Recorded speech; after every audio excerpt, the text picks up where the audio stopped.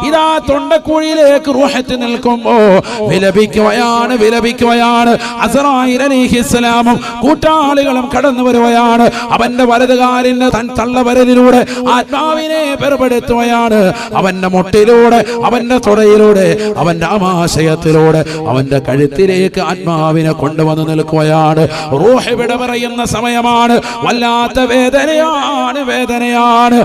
ആദരവായ പ്രവാചകരെ പോലും ദുആ ചെയ്യുക, اللهم إنك تأخذ الروح من بين العصب والقصب والأنامل.